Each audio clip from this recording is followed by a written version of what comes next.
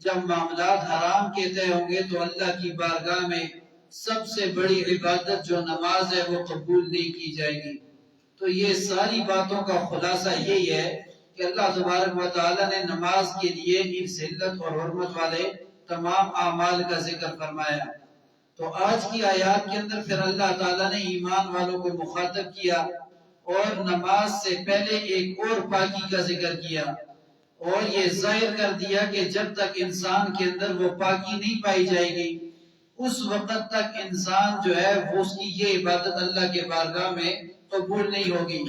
اور اس پاکی سے مراد ہے وضو، جس کو ہم ہر نماز کے لیے یا وضو ہو تو دوسری نماز کے لیے کیا جاتا ہے، تو یہ وضو کرنا یہ نماز کے لیے بمنزلہ شرط ہے، بمنزلہ فرض ہے۔ اگر کوئی آدمی نماز پڑھے لیکن اس نے وضو نہیں کیا تو اس کی نماز بھی بارگاہ رب العزت میں قبول نہیں کی جائے گی۔ یہاں پر اس آیت کے اندر اللہ تبارک و تعالی نے وضو کی 4 چیزوں کا ذکر کیا جس کو فرض قرار دیا گیا ہے۔ اگر کوئی آدمی ان میں سے کسی ایک چیز کو نہیں مانتا یا انکار کرتا ہے یا کسی ایک چیز کے اندر عمل نہیں کرتا تو اس کی نماز ہی سرے سے نہیں ہوتی، وضو تو ہوگا ہی نہیں، اور جب وضو نہیں ہوگا تو نماز بھی نہیں ہوگی۔ سب سے پہلا فرض جو ذکر کیا وہ ہے چہرے کا دھونا، اور دوسرے نمبر پر جس فرض کا ذکر کیا وہ ہے ہاتھوں کا دھونا، ہاتھوں سے مراد کوئی نہیں ہوتا ہاتھوں کا دھونا، اور تیسرے نمبر پر جو فرض ذکر کیا وہ ہے سر کا مسح کرنا، اور چوتھا فرض جو وضو کا ذکر کیا وہ ہے ٹخنوں سمیت پاؤں کا دھونا یا ٹخنوں تک پاؤں کا دھونا علی الاختلاف۔ تو سب سے پہلی جو چیز ہے وہ ہے چہرے کا دھونا۔ آپ کہیں گے ہم وضو تو شروع کرتے ہیں ہاتھوں سے، پھر اس کے پاس مزمزہ ہوتا ہے، مزمزے کے بعد استنشاق ہوتا ہے، مزمزہ کہتے ہیں کلی کرنے کو، استنشاق کہتے ہیں ناک میں پانی ڈالنے کو۔ تو یہ چیزیں کہا گئی تو یہ فرضیت میں سے نہیں ہے، بلکہ یہ جو مزمزہ ہے یا استنشاق ہے، ناک میں پانی ڈالنا، منہ میں پانی ڈالنا، یا اسی طرح سر کے مسح کے بعد انگلیوں کا خلال کرنا، یا اسی طرح جو ہے کانوں کا مسح کرنا، یا اسی طرح گردن کا مسح کرنا، یہ ساری چیزیں یہ سنت سے ثابت ہے، یہ قرآن سے ثابت نہیں ہے، سنت سے ثابت ہے۔ تو جب سنت سے ثابت ہو گئی تو یہ چیزیں فرض نہیں ہے بلکہ یہ نبی کریم صلی اللہ علیہ وسلم کی سنت ہے، اور اکثر طور پر سنتوں کو چھوڑنا بھی نہیں چاہیے۔ بعض لوگ سنتوں کو بالکل ہی چھوڑ دیتے ہیں، کہتے ہیں سنت ہے اور اس پر عمل ہی نہیں کرتے۔ جب سنت کو پورا نہیں کرتے تو پھر تمہاری پیغمبر پاک سے محبت کس چیز کی رہ گئی؟ ہاں، انسان نماز کے لیے آتا ہے، فرض پڑھ لیتا ہے امام کے پیچھے اور فرض پڑھ کے بھاگ جاتا ہے اور سنتیں پڑھتا نہیں، کہتا سنتیں ہیں جی۔ بھائی سنتیں اگر ہیں تو سنتیں بھی تو کبھی کبھی پڑھنی چاہیے نا، اس طرح تو نہیں کہ مستقل تم چھوڑ ہی دو۔ جب چھوڑ دو گے تو پھر تو تمہاری پیغمبر پاک سے محبت بالکل نہ رہی، پھر تو محبت تمہارے دل میں نہیں ہے تبھی تو تم چھوڑ رہے ہو۔ اگر محبت دل میں ہوگی تو پھر تو تم سنتوں پر عمل کرو گے اور اس کو پورا کرو گے۔ تو اس لیے اسی طرح شروع میں بسم اللہ پڑھنا وضو کے، اور اسی طرح پے در پے وضو کرنا، ترتیب سے وضو کرنا، کیونکہ ترتیب بھی ضروری ہے، ترتیب کے بغیر اگر آپ نے وضو کیا تب بھی وضو نہیں ہوتا۔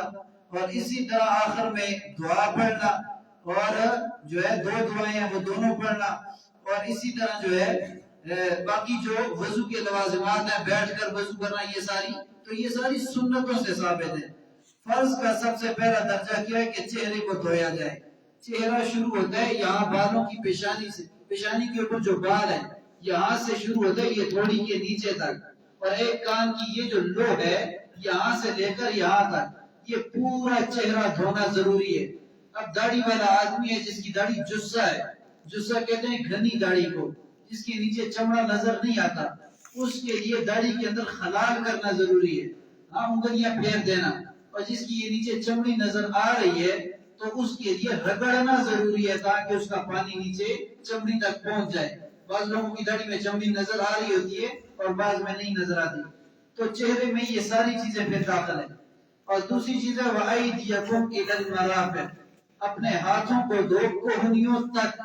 یہ کوہنیاں جو ہے یہ حنفیوں کے نزدیک یہ ان ہاتھوں میں شامل ہے، یہ کوہنی یہ یہ شامل ہے، اس کو دھویا جائے گا، اس کو تر کیا جائے گا. یہ نہ ہو کہ کوئی آدمی یہاں سے آگے آگے دھو لے اور پیچھے اس کونی کو چھوڑ دے. اگر کونی کو چھوڑے گا تو اس کا وضو نہیں ہوگا. تو یہ کونی جو ہے یہ اس بازو کے اندر سارے کے اندر یہ داخل ہے. عرب کے لوگ اس کو ہاتھ سے تعبیر کرتے ہیں، یہ ہاتھ ہے سارا اور یہ کونی اس کے اندر داخل ہے، اس تک اس کو دھونا ہے، اس کے اندر یہ داخل ہے.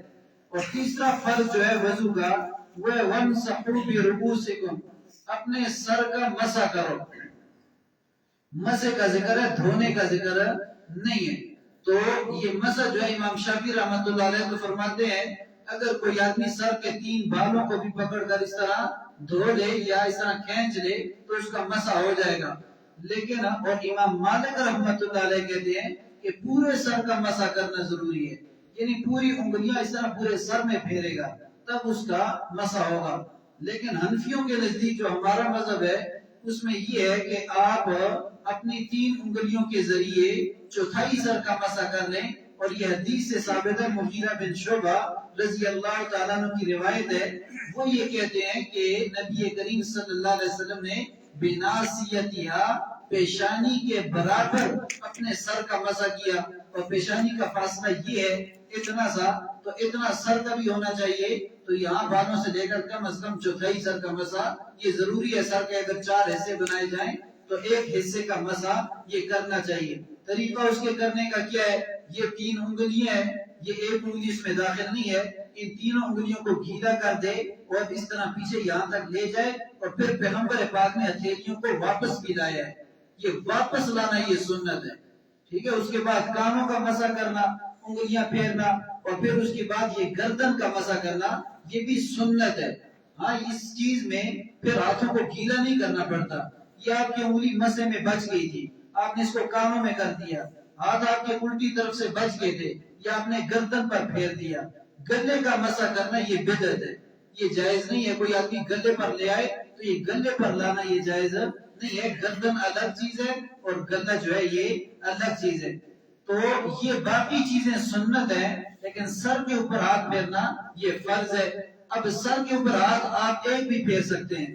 مثال کے طور پر پانی کی کمی ہے یا کسی انسان کو جلدی ہے تو وہ یہ بھی کر سکتا ہے کہ ایک ہاتھ جو ہے اس کو گیلا کر دے، ٹوپی اتار کر اس طرح ایک ہاتھ پیچھے پھیر دے تو اس کا فرض ادا ہو جائے گا، فرضیت سے یہ نکل جائے گا.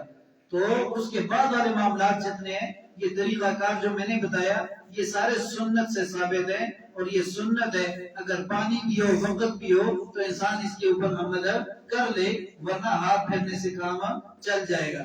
اور اسی طرح یہ 3 دفعہ اعضاء کا جو دھونا ہے یہ بھی سنت سے ثابت ہے. پیغمبر پاک صلی اللہ علیہ وسلم نے 1 دفعہ بھی اعضاء دھوئے ہیں پانی کی کمی کی وجہ سے، 2 دفعہ بھی دھوئے ہیں پانی کی کمی کی وجہ سے، پانی زیادہ تو 3 دفعہ بھی دھوئے ہیں. لیکن یہ ساری چیزیں جب 3 دفعہ دھونا یہ سنت ہے. 2 دفعہ بھی دھو سکتے ہیں، 1 دفعہ بھی دھو سکتے ہیں اگر انسان کا دل مطمئن ہو اپنے اعضاء کے اوپر. لیکن سر کا مسح 3 دفعہ نہیں کرنا، سر کا مسح 1 ہی دفعہ ہے. دوسرے تیسرے دفعہ اگر کوئی آدمی کرے گا تو یہ دوسری اور تیسری دفعہ نبی علیہ السلام سے بھی ثابت نہیں. جب ثابت نہیں ہو کوئی آدمی کرے گا تو یہ بدعت بن جائے گا.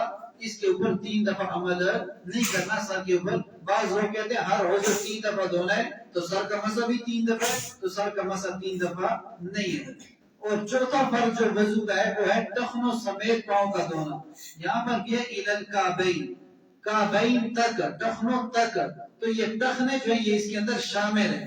اور اس کا ثبوت نبی علیہ السلام سے ملتا ہے کہ پیغمبر پاک صلی اللہ علیہ وسلم کے سامنے ایک آدمی نے جلدی جلدی وضو کیا اور آ کر نماز میں کھڑا ہو گیا. چونکہ ریتلی زمین تھی، جو جگہ دھوئی جائے وہ صاف نظر آتی تھی اور جو جگہ نہ دھوئی جائے وہ چمک مارا کرتی تھی. پیغمبر پاک نے اس کے ٹخنے دیکھے وہ چمک مار رہے ہیں، چمک رہے ہیں ریت کی وجہ سے. تو پھر اس نے نماز بھی پڑھ لی. نبی علیہ السلام نے فرمایا صلی فإنک لم تصلی، نماز دوبارہ پڑھ، تو نے نماز نہیں پڑھی. اس نے پھر پڑھی. پھر نبی علیہ السلام نے فرمایا صلی فإنک لم تصلی.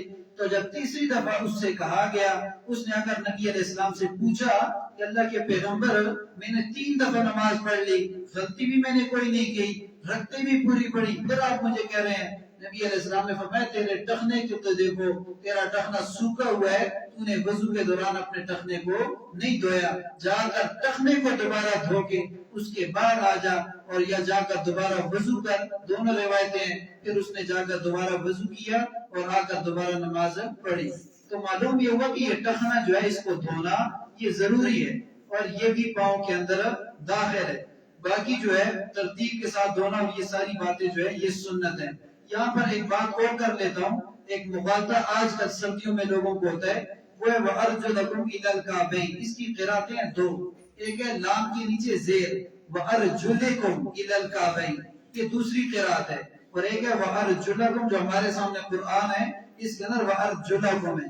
جب أَرْجُلَكُمْ ہوگا تو اس کا عطف ہو جاتا ہے اوپر فَغْسِلُوا پر، تو عطف جب فَغْسِلُوا پر ہو گیا تو ہم نے اسے مراد کیا لیا کہ یہ پاؤں جو ہے یہ دھوئے جائیں گے، دھوئے جائیں گے، اور جب اس کے نیچے کسرہ آپ ذکر کر گے وَأَرْجُلِكُمْ تو پھر اس کا عطف ہوتا ہے پیچھے وَامْسَحُوا پر، یعنی مسح کرنا۔